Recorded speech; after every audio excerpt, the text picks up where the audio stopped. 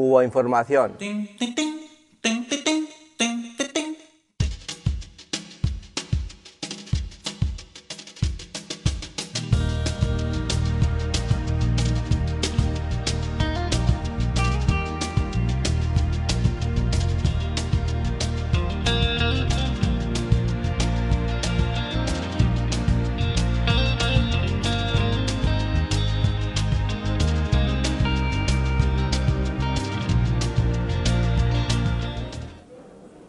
Damos inicio al panel sobre América Latina y las turbulencias mundiales y bueno, les presento a los comentaristas que me acompañarán en esta tarde. La máster Gladys Hernández, quien es investigadora del Centro de Investigaciones de la Economía Mundial. A mi derecha, Richard Lapper, editor del Financial Times. Y a su derecha, Carlos Winograd, quien es profesor asociado de la Escuela de Economía de París-Évry. La idea de esta presentación es evaluar y discutir con ustedes el impacto de las actuales turbulencias en los mercados financieros internacionales, que después de muchos años vienen mucho del norte, y la pregunta es cómo afectarán al sur. Muchos casos de los últimos 15 o 20 años venían del sur y no eran muy preocupantes para el norte. En ese marco haré mi presentación con el impacto particular que la turbulencia actual puede tener en América Latina, y Richard luego discutirá su visión a través del tiempo desde su lugar de periodista que ha trabajado muchos años en América Latina. Vamos a dividir la presentación en dos partes. La primera, la morfología, la anatomía de la crisis internacional, y la segunda, cuáles son los impactos posibles sobre el escenario regional. Las cuestiones que vamos a discutir son las siguientes. En algunos casos, dada la restricción de tiempo, pasaremos más o menos rápido y en el debate podremos eventualmente volver a las transparencias. Una consideración rápida sobre el rol de China, podría haber dicho también Shanghái y Bombay, porque está menos de moda hablar de la India, tal vez porque solo tiene 400 millones de habitantes menos que los 1.400 de China, pero este fenómeno del cual estamos hablando del mundo emergente es un fenómeno en el cual aparecen China e India, es decir, aproximadamente 2.400 millones de personas. Es por ello, por el efecto de masa, por el efecto de tamaño, que es probablemente esta una de las mayores transformaciones económicas y sociales en la historia de la humanidad. 40% de la humanidad está viviendo un aceleradísimo proceso de transformación, que no solo tiene obviamente dimensiones económicas, cuando en una generación se pasa de ser un campesino analfabeto a ser un urbano educado. La velocidad del cambio y la magnitud, no solo del cambio, sino de la masa de poblaciones afectadas, hace que sea un fenómeno que nunca hemos visto en cientos de años tal vez. Algunos datos. Estados Unidos es más o menos hoy equivalente a China en las exportaciones mundiales. América Latina, toda en su conjunto, es 5%. La Unión Europea es 36% y China más India es 8.33%. Como decía, de la población mundial, India más China representan el 40%. Y del Producto Bruto Mundial, el 7%. Un elemento central de la estrategia de la administración china ha sido de polarizar su economía hacia el mercado mundial, y el mercado interno acompaña pero no lidera. Estamos en una situación, ¿cuál es la relación entre Estados Unidos y China? Podríamos preguntarnos si esto nos interesa desde el punto de vista de la anatomía de la crisis financiera actual. China genera enormes superávits en cuenta corriente, acumula reservas, gasta sus reservas y las invierte en títulos del Tesoro americano, mantiene su moneda, el yuan, subvaluada, evita la apreciación del yuan por todos los medios, cada vez, eso lo podremos discutir, resulta más difícil. Estados Unidos, ¿cómo juega en este partido de gigantes? Un enorme déficit externo, en particular iniciado por la actual administración. Cuando la administración Clinton se va, Estados Unidos casi no tiene deuda, casi no tiene déficit de cuenta corriente, casi no tiene déficit de finanzas públicas.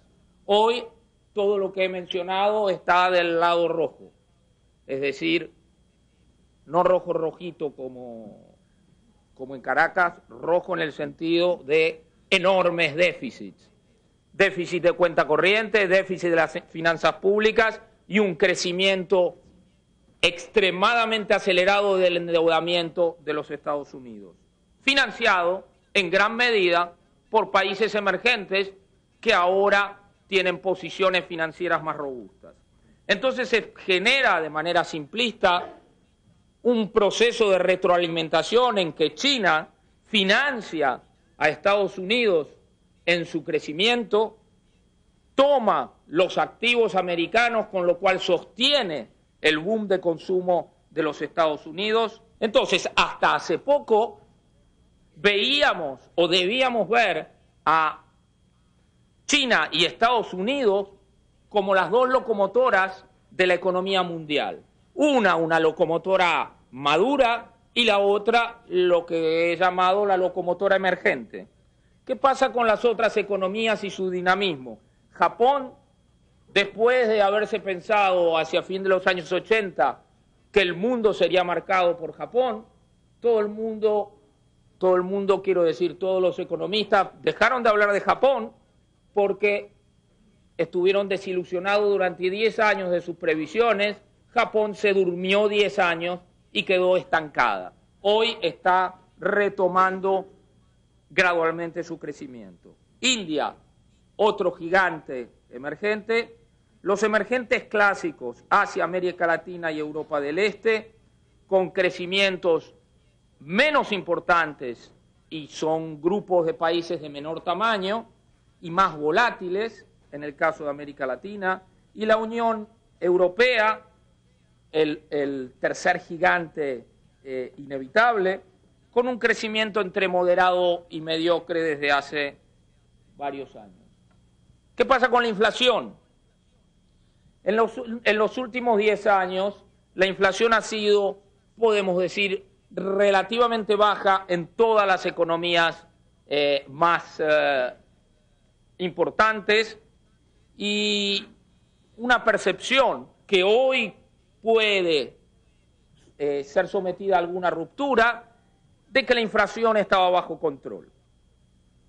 Algunos pocos países tenían tasas de inflación en los últimos 5 o 6 años que uno podría decir elevadas, no comparadas con otras inflaciones latinoamericanas del pasado o hiperinflaciones como ha tenido la Argentina, Bolivia, etcétera, pero elevadas, en torno de superiores a 10%.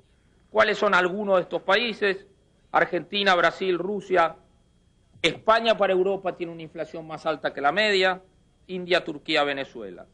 Los factores que pueden explicar esto y que no voy a detallar son, por una parte, las políticas monetarias, por otra parte, fenómenos reales como la innovación y las nuevas tecnologías que han demolido los precios unitarios de una serie de productos en los últimos 15 años, la competencia laboral entre países que presiona a la baja los costos laborales con la entrada de los gigantes de Asia, acuerdos comerciales entre ciertas economías desarrolladas y emergentes, que las desarrolladas se favorecen con menores costos laborales de las emergentes que se integran a su dinámica económica. Este fenómeno de complementariedad entre una economía del norte, la mayor economía del mundo, que desahorra y que consume hasta hace pocos meses, y una economía emergente o un grupo de economías emergentes que generan superávits, se puede ver en gráficos relativamente simples, como el primero, arriba a la izquierda, en que, por un lado, vemos los superávits de la balanza comercial y las variaciones de reservas internacionales, y vemos en la parte inferior la elevada liquidez internacional en los últimos 6-7 años. En este contexto, asistimos a mercados de capitales extremadamente líquidos. Esto es una ventaja, pero también es un problema. Cuando hay mucha liquidez y hay una crisis de credibilidad, los ataques contra los sistemas financieros o contra las monedas son mucho más potentes y potencialmente más desestabilizadores. La tasa de la Reserva Federal de Estados Unidos experimentó sucesivos aumentos entre el 2004 y el 2007 hasta la crisis del mercado hipotecario americano, conocida como la crisis de los subprime. Pero la tasa, un elemento interesante es que las tasas de largo plazo presentaban una tendencia a la baja, como si los agentes económicos y financieros pensaran que de ninguna manera esto llevaría a efectos inflacionarios. Hoy, un gran interrogante se presenta y es si no puede haber una ruptura en estas expectativas y que la economía mundial entre en una fase inflacionaria. ¿Qué piensa el mercado de la situación de Estados Unidos? Porque, ¿qué pensamos nosotros? Es interesante, pero es el conjunto de agentes económicos y actores que nos interesa, que anticipan. Bueno, lo que vemos con estos números, por los que pasaré rápido, es que la recesión ya está instalada en las transacciones financieras. En el mercado de alto rendimiento, en los mercados de acciones y en particular los mercados de obligaciones, ya están reflejando que la mayor parte del mercado asume una probabilidad dominante de recesión en los Estados Unidos. Ustedes saben que a veces importa más las expectativas y las acciones que siguen que algunos elementos objetivos. Si todo el mundo piensa que algo va para un lado, termina yendo para ese lado. Algunos le llamamos profecías autocumplidas. ¿Cuál es la anatomía de la situación actual a nivel financiero? La primera etapa fue dinero fácil y entrada de capitales que llevaron al boom inmobiliario. El boom inmobiliario condujo a un exceso de hipotecas y al default de los subprime. Un problema regulatorio de primer orden se plantea en los mercados financieros y es que los paquetes de activos financieros no eran regulados correctamente y se compraban activos en los cuales había hipotecas adentro, luego securitizadas, y los compradores no sabían que compraban este riesgo. Ahí hay un problema y un gran desafío para la regulación financiera mundial que es deficiente. Esto ha llevado a restricciones cuantitativas. Hoy la Reserva Federal reduce los créditos, pero los créditos no van a los que los necesitan porque el sistema financiero tiene miedo de aumentar su riesgo, de manera que hay liquidez, pero esta liquidez no se dirige a los sectores más afectados. Por lo tanto, hay un dilema que puede llevar a una profundización de la crisis. Es aquí que los bancos centrales están obligados a actuar. A la derecha, ustedes ven la dinámica de los precios del metro cuadrado en 7 mercados de Estados Unidos, entre los cuales está Miami, Nueva York,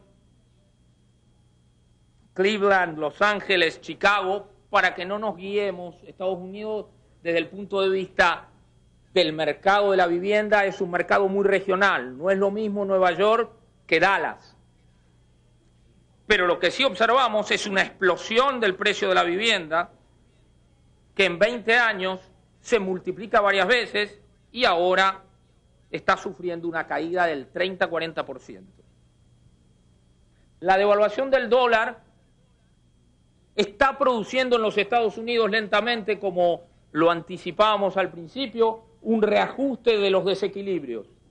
lento. La pregunta es, ¿será suficientemente lento para que no produzca mayores desequilibrios y suficientemente rápido para que se reabsorba y la economía mundial pueda entrar en un cauce más natural? América Latina vivió un escenario internacional extremadamente favorable, boom de materias primas, exportaciones récords y bajos spreads, fortalecimiento del sector externo y finanzas públicas sólidas en los últimos años. La pregunta que nos hacemos es ¿en qué posición está frente al escenario que acabamos de contar? ¿Cuál es el impacto de la situación del norte en crisis sobre el sur vulnerable? Construimos, y con esto ya vamos a terminar, un escenario principal. El escenario principal es que si hay una dinámica contractiva en los Estados Unidos, América Latina está en una posición macroeconómicamente mucho más robusta que lo que ha estado en décadas pasadas. ¿Cuáles son los puntos vulnerables? Si los puntos de fuerza son mucho menor endeudamiento, superávits de cuenta corriente y situaciones fiscales de finanzas públicas mucho más robustas, la inflación de los bienes alimentarios. Esta inflación puede ser un punto de desestabilización, si es persistente, en el caso de políticas monetarias excesivamente expansionistas. ¿Qué pasa si el mercado de crédito se contrae y se cierra para estos países?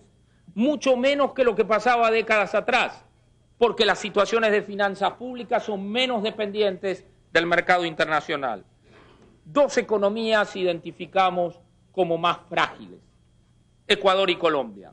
El factor de riesgo más importante para América Latina es que la desaceleración de Estados Unidos afecte a China e India de tal manera que la demanda de estos países por materias primas se reduzca y que el precio de las materias primas se vea sometido a una fuerte reducción. En ese caso, América Latina puede sufrir. Estimamos, como lo decimos ahí en la parte baja, que solo una caída superior al 30% del precio de las materias primas puede lastimar severamente a la región. No la descartamos, pero tratamos de medir hasta dónde puede resistir la región. El impacto de la situación internacional y del rol de la locomotora emergente sobre América Latina no es homogéneo para todos los países. Hay países que son complementarios del crecimiento chino: Brasil, Argentina, Uruguay, Chile con el cobre, los otros con la soja y la carne. Y hay países que son competitivos de China, tanto en el mercado americano como México, en que China a costos inferiores golpea a sectores en que México la maquila y su orientación a la exportación se ha desarrollado. Entonces el impacto chino es diferente. Toda América Latina no es lo mismo, como ya lo sabemos, pero es bueno identificar las diferencias. Y otro tipo de riesgo, y terminé, es cuál puede ser la dinámica de otra dimensión con los conflictos políticos como el que estamos viviendo y su impacto sobre la región. Esto es difícil de prever. Muchísimas gracias y perdonen por el consumo excesivo de tiempo.